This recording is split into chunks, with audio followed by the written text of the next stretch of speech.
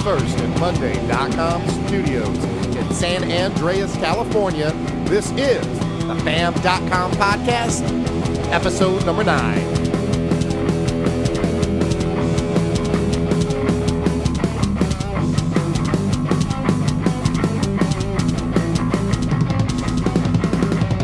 Good morning, what is up? Or perhaps good evening, what is up? Or maybe good afternoon, depending on what time of day you have wandered over to the one-stop shop website for all things manly, known as FirstandMonday.com. I am your host, Bruce Harris, and you are listening to our podcast, episode number 9. Yes, sir, Bob. We are 9 shows in, and we are having a great time doing this podcast for all you listeners out there. Thank you for your support. We really, really appreciate it. Keep hitting us up on the website, man. If you want to get in touch with the show, you can hit us up at firstandmonday@gmail.com. You can hit me up personally, thebruceharris@gmail. I'm now on Twitter at thebruceharris. And of course, the website has been on Twitter and will continue to be there to receive all your tweeter feeds at First and Monday. And you know what?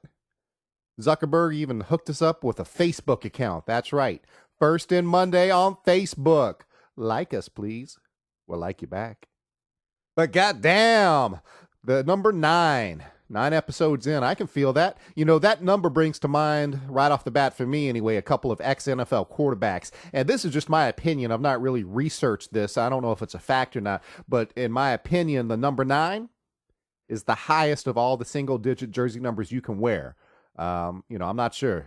Let me know if you agree or disagree on that one. But a couple of quarterbacks that come to mind. Well, the first one is unfortunately no longer with us. The great Steve Air McNair wore number 9 before his mistress went ham and killed them both. Yeah, McNair was a great quarterback out of Alcorn State. Played for the Titans, took them to the Super Bowl. Came up a yard short of beating Kurt Warner in the greatest show on turf. I used to call McNair Captain Pegleg because during the week, he'd always be questionable. Dude was always banged up. He always had a bum leg or a bum arm. He was limping around the sidelines like a pirate saying, "Arr, matey, I don't know if I'm going to be able to play Sunday." But you know what? Every Sunday he came through and he played. No matter what his injuries were, the dude muscled through it. He was a true baller. And another true baller that wore that jersey number, Jimmy McMahon. Oh boy, was he a beauty. For you guys that are too young to really remember him, of course, you know him from being the quarterback of the 86 Bears, that juggernaut of a team that only lost once that year. Who beat him? Oh yeah, Miami Dolphins. Anyway, Jim McMahon, he was a beauty. Not only did he play for the Bears, let me see if I can remember all the teams he played for. Eagles, Vikings, probably 5 or 6 more teams than that. Dude just played for everybody, kept resurfacing. He was truly a journeyman quarterback. But the term journeyman really belittles the greatness of Jim McMahon. I think you could see it back when he was a college quarterback. I mean, this dude was a wild man, all right? This dude liked to party. He liked to have fun. I mean, drinking, right up until game time practically, chewing tobacco, chasing women. And he did all that starting in college at the famous party school BYU. What? Yeah, out there with the Mormons where they don't even allow alcohol, even if you're of age. Yeah, he was out there partying, throwing down. I don't think he was a good fit for their program. You know what they say at Brigham Young is we don't care how you bring them, just bring them young. Anyway, McMahon was a character, all right? He used to write slogans on his headband in Sharpie to try to get to the commissioner, to get the commissioner's attention, Pete Rozelle. Because back then they had all sorts of logo branding issues. You can't wear this logo or that logo. You got to wear this logo for this company that we want. So McMahon took matters into his own hand and wrote a few messages on his plain white headband. No logo. He just wrote Rozelle on it. He's like, all right, buddy, I guess you own me for now, as long as I'm catching paychecks. All right, but I'm no indentured servant. No, not me, not Jim McMahon. But one of my favorite all-time Jim McMahon stories was when he was playing for Buddy Ryan, Coach Buddy Ryan. Boy, was he a red ass. That dude was always chapped, ready to chew somebody's head off no matter what. I mean, I think that dude woke up and ate people's lunch for breakfast. Anyway, he was playing for Coach Buddy Ryan with the Philadelphia Eagles. Of course, McMahon had been out drinking the night before. Shocker. He woke up a little dehydrated, a little hungover. 1 o'clock kickoff, but he was a pro. He was there, starting lineup, ready to go. Eagles get the ball first, right? First drive of the game.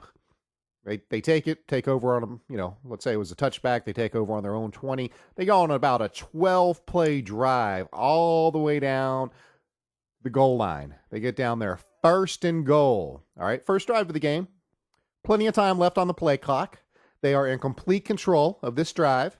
All they need to do is punch it in, and all of a sudden, out of nowhere, McMahon calls a timeout. All right, now, Buddy valued his timeouts even in the first half. He didn't want McMahon just blowing one for no reason. There had to be a damn good explanation.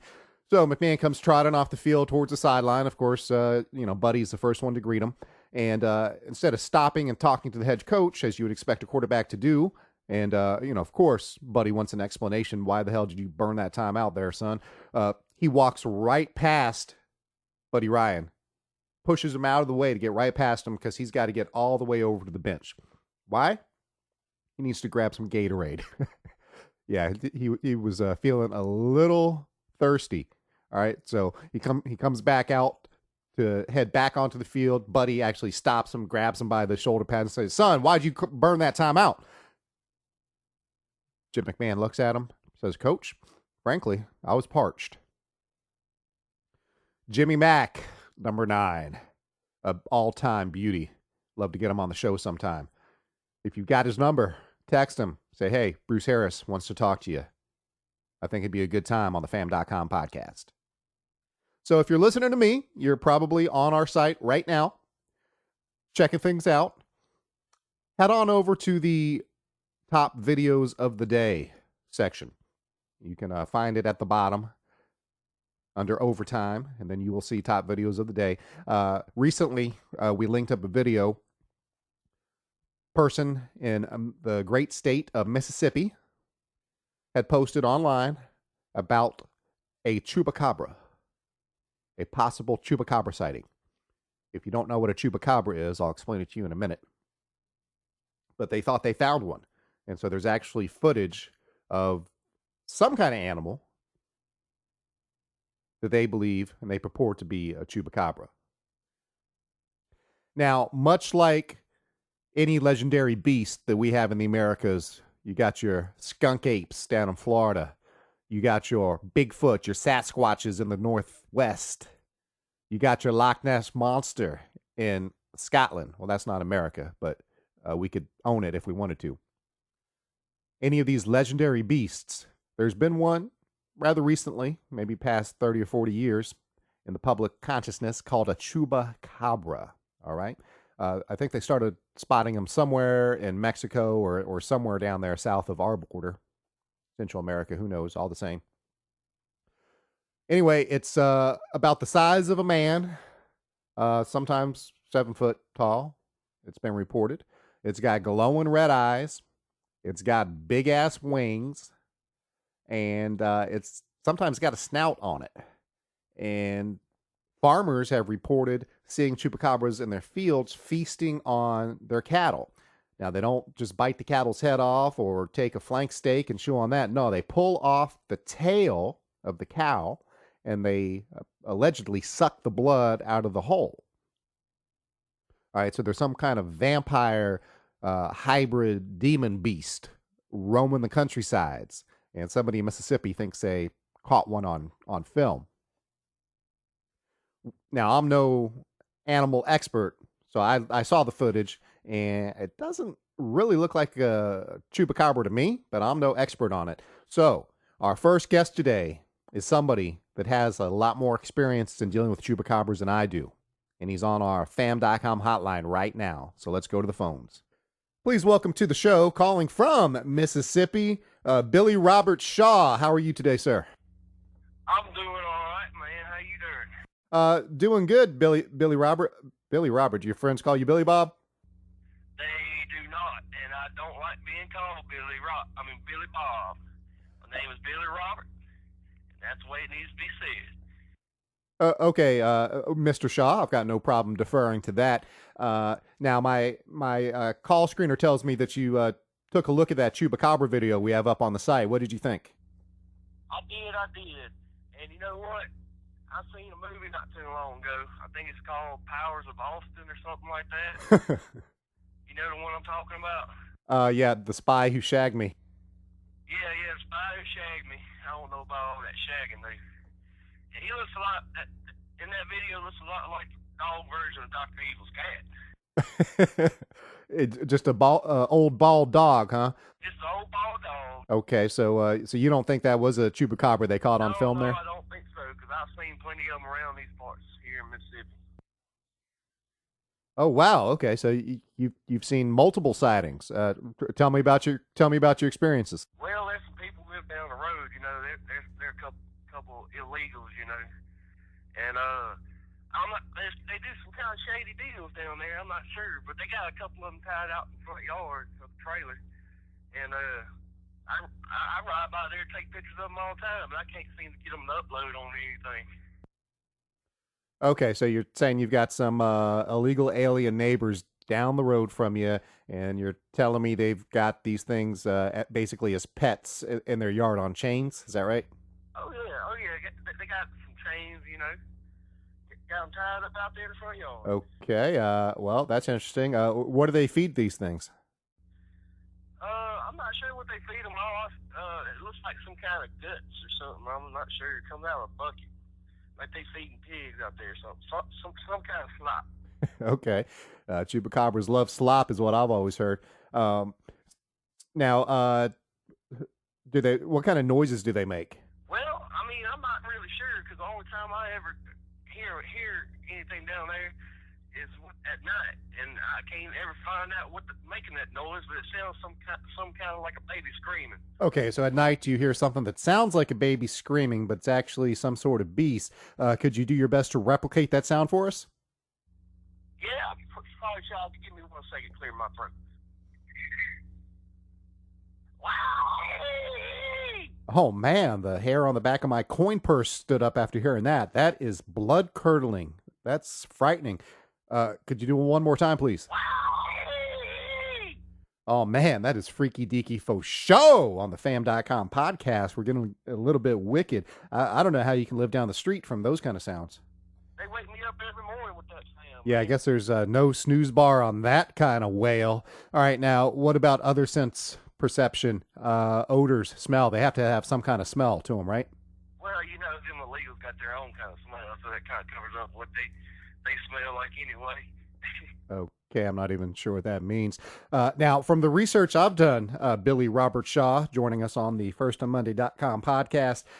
Billy, the research that I've done on chupacabras has informed me that they're actually genetic mutation engineered by U.S. military scientists. Apparently down in Guantanamo Bay, the military base down there, they had a secure installation where they were trying to create some sort of super soldier / monster, and they turned up with this beast. Apparently they crossbred a really tall human with a bat who a vampire bat who had wings and some sort of pig or something to come up with this like 7 foot tall blood-sucking creature with wings.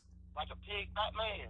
Yeah, exactly like a pig Batman, I guess, starring Ben Affleck or no movie like that. Actually, I think Sci-Fi Network is working on one right now.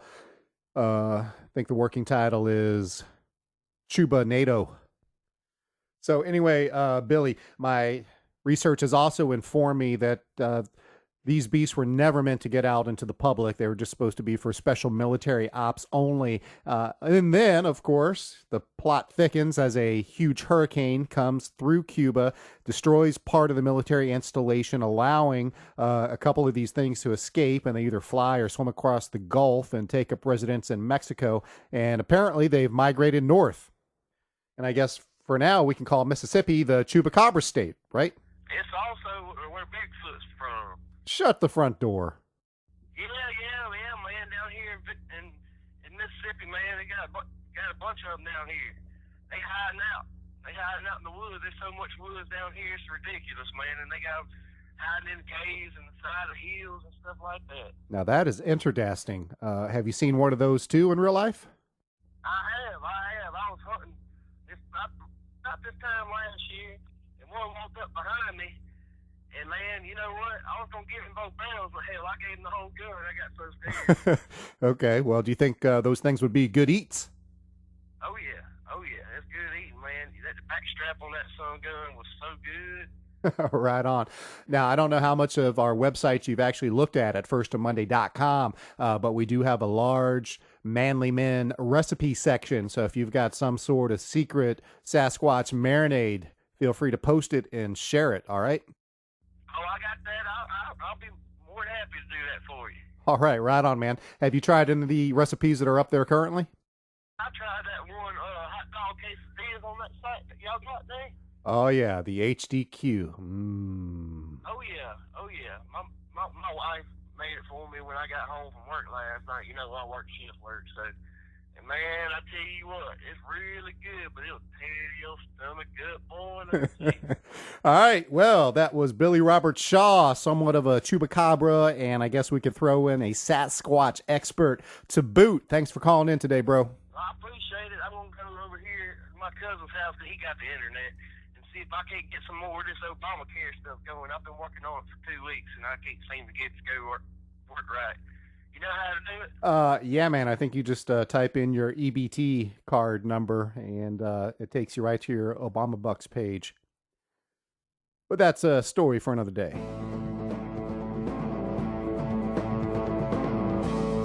And now it's time for the Fam.com podcast's Champion of the Week Award.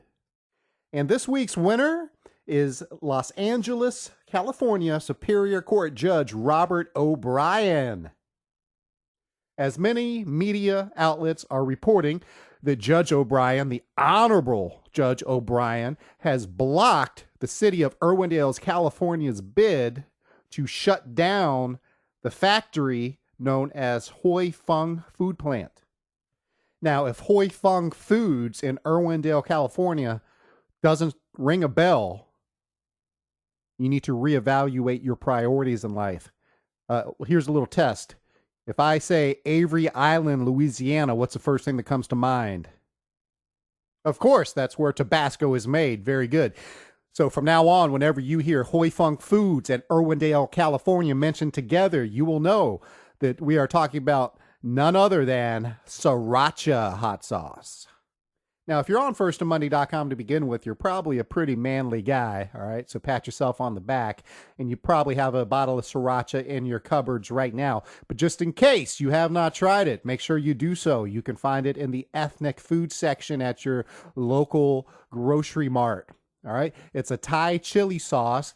It starts off kind of sweet, and it finishes a little warm. But man, the stuff is good. You can put it on just about everything. So had the city of Irwindale been able to shut down the operation, even temporarily, it might have caused a shortage of Sriracha in the United States of America. And that, my friends, is not good eats. All right. That's not what we're looking for. We need Sriracha, and we need it now. And we need it. We need to get Sriracha out there on every table at every restaurant in America. All right. That's what I say. I say, let's Americanize Sriracha. All right. You go into most diners, you've got your salt, your pepper, your ketchup, because it doesn't need to be refrigerated. You leave it out. Your mustard, you got your sweet and low packets, you got the yellow stuff, you got the sugar packets. And what else do you need there? Well, some places are savvy and they've got some Tabasco there, or they've got some crystal sauce or some Louisiana hot sauce. But we need to add Sriracha right there so that everybody gets a taste of it. It's that good. Now, it's not going to burn your tongue out, all right? This is no slap my ass and call me Sally. This is no ghost pepper. This is nothing where you have to sign a waiver before you try it. It's just nice, mellow, sweet, but it's got enough kick to let you know, man, you did put some hot sauce on that. That's right. That's right. That's all that and a bottle of hot sauce. So thank you, Judge, for not allowing this shortage to be an issue. Seems that this factory is over 600 50,000 square feet, and they process over 100 million pounds of peppers every year. They also make a couple other popular Asian food sauces. And apparently, the local residents there that live near the plant were complaining that this odor, which is made when they combine garlic and peppers, man, well, that's not an odor. All right, that's a heavenly scent.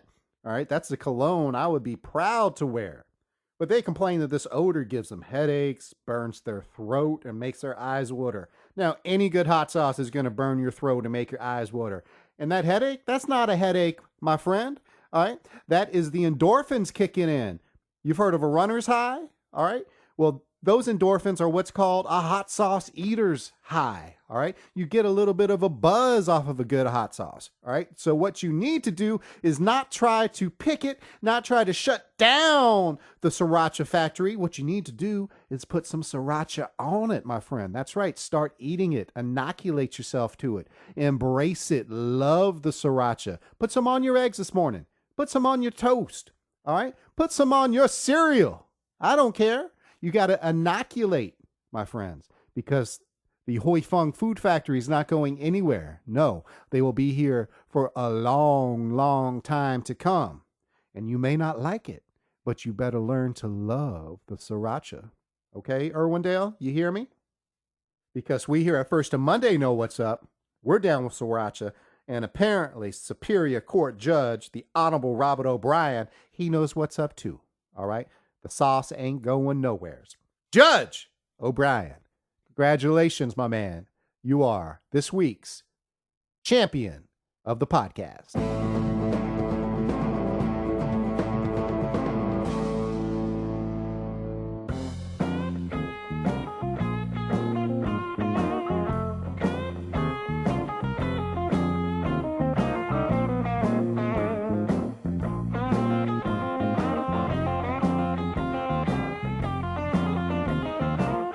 And if you're familiar with the show, you know our format goes from Champion of the Week into a little 12-bar blues, which tells you that up next is the fam.com Asshole of the Week.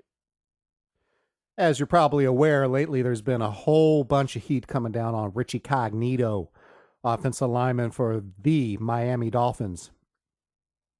Apparently, he's being accused of bullying teammate and fellow offensive lineman Jonathan Martin. Story just keeps getting weirder and weirder. It started out that Incognito was sending some nasty voicemails, some nasty texts, some of which were racist in their context, as Jonathan Martin is African American.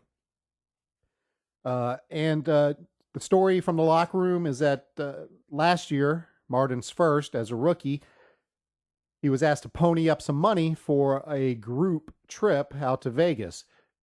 I guess it's a tradition in the Dolphins locker room of late to get the rookies to cough up some dough.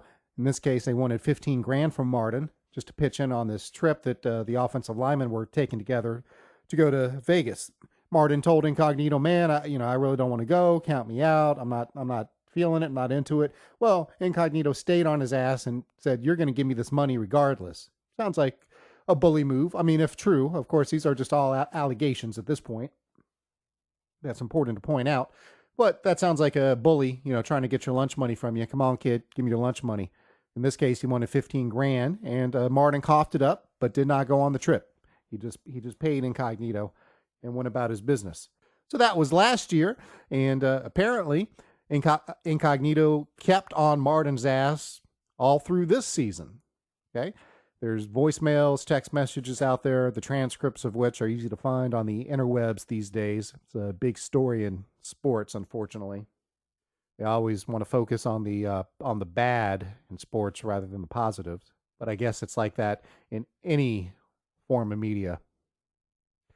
Everyone was kind of shocked a couple weeks ago when Martin took a leave from the team. He was scheduled to start a Thursday night game, and instead left the facilities a couple days in advance, and the Dolphins just gave him a non-injury related pass. Said, all right, well, you've obviously got some issues, go work through them. Maybe go get some help, talk to somebody. What they didn't know at the time was these issues came from Incognito riding his ass all the time. So that's what the story was the first couple of days. And then it went a little deeper as Joe Philbin for the Dolphins started trying to spin things and saying, well, if there's, any unsafe atmosphere going on in my locker room, I'll do whatever it takes. It's my job to make sure every player feels safe and secure, and we'll do whatever is necessary to remove any threat to our team, which is coach speak for, yeah, I'm going to look into this. If this is true, Incognito's gone. We're going to cut him. They even asked the NFL to step in and run the investigation for them. All right. Saying, hey, there's a problem here. All right. Goodell, could you come in and take a look at it? I mean, Philbin didn't even want to run the investigation himself. I wonder why. Well, further allegations are reporting that it was actually Philbin or somebody on Philbin's staff that asked Incognito to try to toughen up Jonathan Martin. All right. Martin had a lackluster rookie season. They spent a high draft pick on this guy to be their left tackle of the future. They let Jake Long go. They could have re-signed him at left tackle. All right. That guy's a franchise player. They let him go because they figured Jonathan Martin was the future. What they didn't know when they drafted him was that, in many experts' opinion, Martin was kind of soft. He didn't have that killer instinct that you need on the offensive line. If you listen to one of our recent podcasts, you'll hear Coach Rafe Jones, a frequent guest on our show, talking about the mentality of an offensive lineman. All right. You can't be soft. You have to be aggressive. All right. You're just like a defensive lineman, only a little bit smarter. And Jonathan Martin, for whatever reason, wasn't getting the job done. So it's alleged that the coaching staff on the Dolphins are the ones that actually asked Incognito to toughen him up. Okay. So what do you think he's going to do? He's going to ride his ass. Now, is that bullying? Is that harassment? Well, that's all in the eye of the beholder, of course. But I think a lot more is going to come out and hit the fan before this story's over with. I think Incognito's days as a Dolphin are over. I'm sure he'll land somewhere. He's not a great player. He is a good player. He's a quality starter. He has had a track record of indiscretions, both on and off the field. He's often voted the NFL's dirtiest players by the rest of his peers. And hey, I mean, the guy is a scratcher and a clawer. He does what he needs to do to get the most out of his talent. I'm not begrudging him for that. But with all this coming down, looks like they're making Incognito the scapegoat. Looks like Philbin is washing his hands of it, taking no responsibility for his staff, for his locker room, and they're going to make Incognito the scapegoat is my take, my read on this topic. Like I said, I think Richie will be fine. He'll land on his feet. Who knows? There might be a civil case between Martin and Incognito at some point, but Richie's going to keep playing for some other team, and whoever gets him will probably be happy to have him. The guy is a legitimate starter as a guard on any offensive line. He has made the Pro Bowl before. He can make it again. He's not great. Like I said, he's good. And I don't know about you, but I think in most locker rooms, you want a guy with a chip on his shoulder. You want a guy that's just a little bit crazy. That'll run. You hear about, oh, that player will run through a wall for a coach. Well, you got to be a little bit touched to run through a wall, my friends. All right. And Incognito is that guy. He's a loose cannon. You never know when he's going to go off, but you want him on your team when he does go off. So right now you're saying, Bruce, a bit confused. This is the Asshole of the Week segment. Who's the asshole here? Is it Jonathan Martin? Is it Richie Incognito? Is it Joe Philbin? None of the above. Let me finish. It's come to light as well recently that Incognito has one big-time defender. Somebody is taking to internet boards across our country and posting threads and comments backing up Incognito and slamming Jonathan Martin. Somebody is using the same handle repeatedly and has been doing so for years, it's been uncovered. Some guy using the handle IDRD 1994 has been using that same handle ever since Richie was in college at Nebraska. Started off on Nebraska Cornhusker boards, and he's followed his career. Most recently, IDRD 1994 has been posting on the Miami Dolphins message board defending Incognito and calling not only Jonathan Martin, but fellow Dolphins teammate and another African-American center, Mike Pouncey, calling them some drug-using monkeys. Now, who could this anonymous internet poster be? Who could this rocket surgeon be? Who could this brain scientist be? Well, many internet detectives are reporting that it's none other than Richie's own father. All right, let's think about that. If your son was a Division I college football player, you'd probably be pretty proud of him. Of course you would. Would you go on a message board and defend his every action? You may. You may be prompted to do that. When he got to the NFL, you'd be one super proud papa. You'd want to tell everybody you know, hey, that's my kid playing there on Sundays. Now, what happens when your kid becomes named the NFL's dirtiest player? Are you going to back him up? Probably. Well, of course you are. He's your family. All right, you're going to have tunnel vision. You're not going to see it any other way. That your son is innocent, that everybody else is wrong. Are you going to go on message boards when he's a pro and back him up? Well, you might. Are you going to use the same handle you used on the college message board? Well, probably not a good idea, because that could give you a posting history throughout various message boards. Now, what happens if your son becomes embroiled in a controversy such as we've had recently, which could end his tenure, could cost him his job as a Miami Dolphin?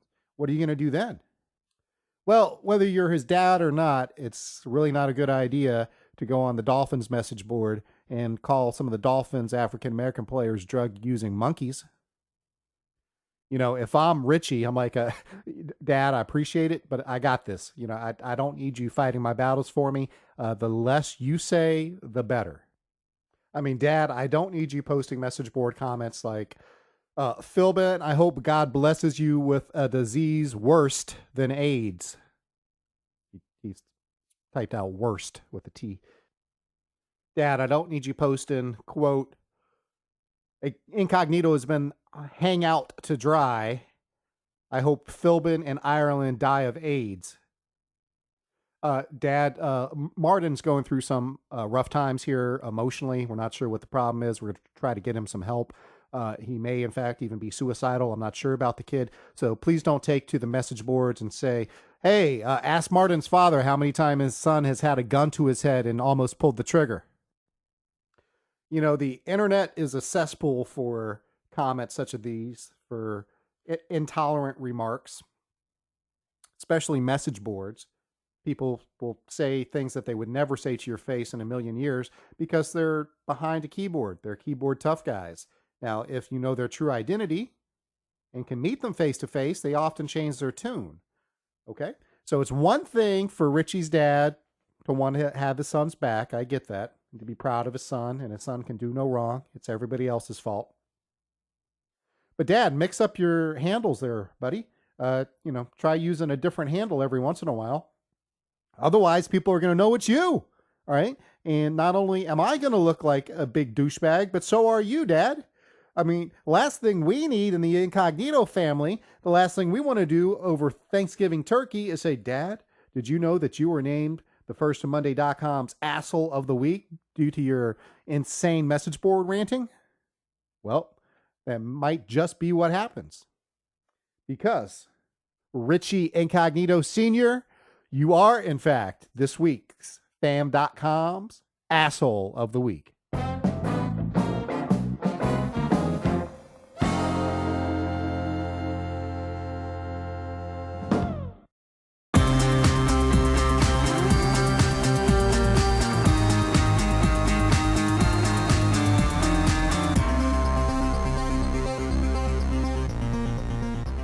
All right, and it's time to get to our new music feature, which we spotlight every week on the podcast.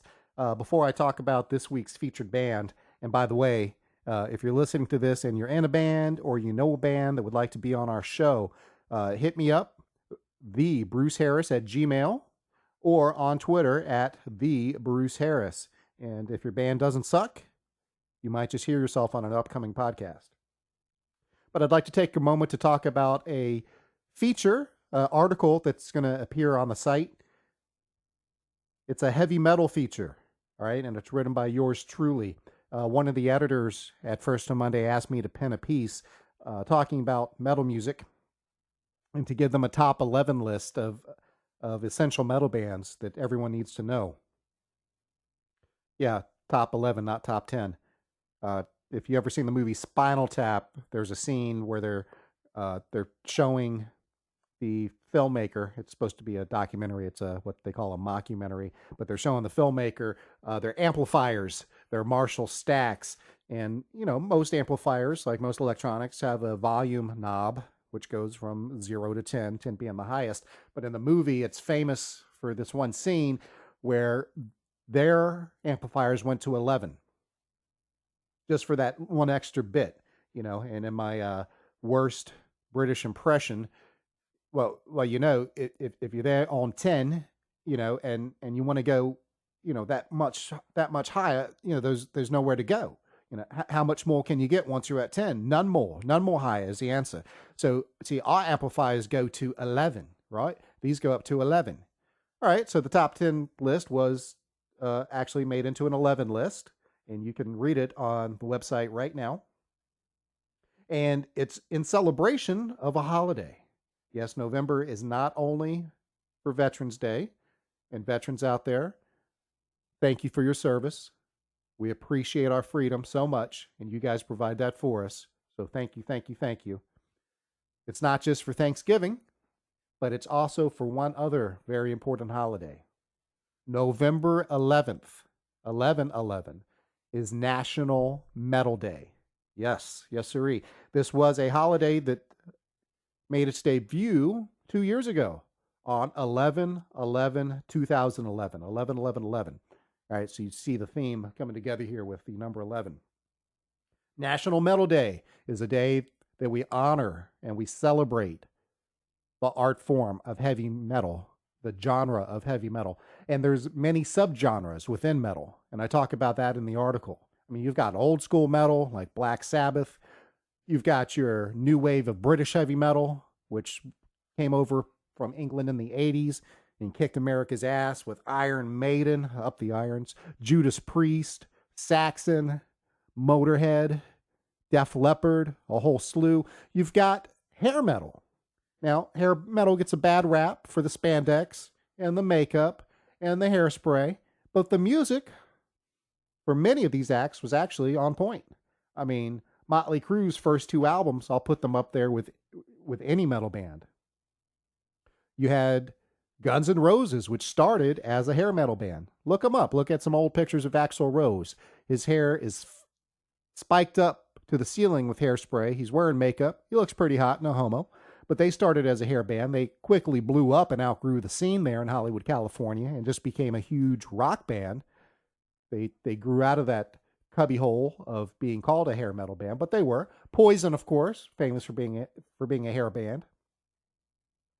Not one of the more talented groups was Poison, but they sure were popular, sold a bunch of records, and to this day, Bret Michaels is still a celebrity.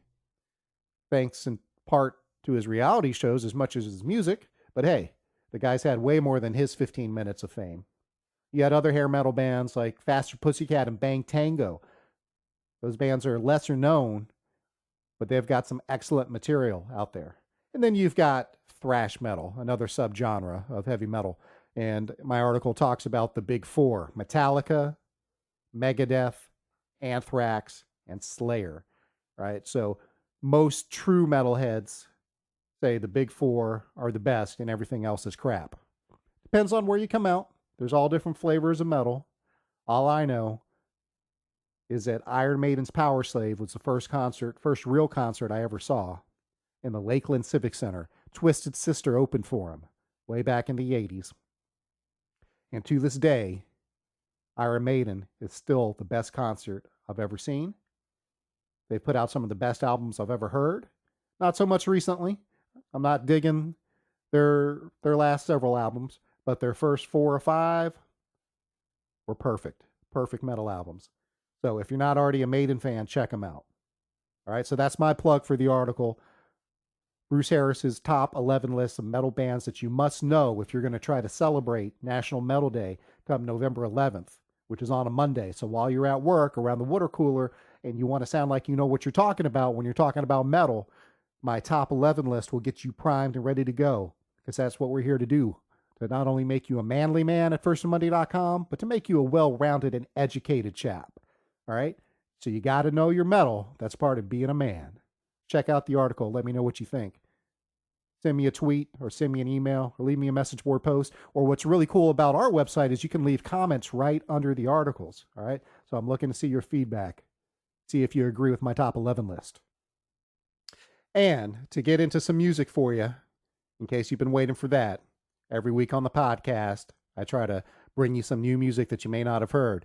Well, if you've been listening to the podcast, even if you've only listened to this one, you have heard this music. It's our intro and outro music. And it is very, very metal. A buddy of mine, a great musician named Brandon Demure, wrote this instrumental track. He calls it Metal Cannon, and it's really just a vehicle for him to get his guitar shredding on. And he does a great job of it. Instrumental, blazing metal guitar. It's what we play at the intro to the show, and it's what we play to the outro of the show. Now, due to time constraints, obviously we don't play the whole track, and you don't really get to hear the awesome metal guitar solos hidden within this gem. So to honor 11/11 National Metal Day, and to honor my friend Mr. Demure, we're going to play the whole track, and this will be the outro to the show. All right? So we'll play you out with this 4 or 5 minute piece of metal. That's going to wrap it up for this week's episode. I am your host, Bruce Harris, and until next week, be good, y'all. Enjoy this metal. Rock on. Double horns.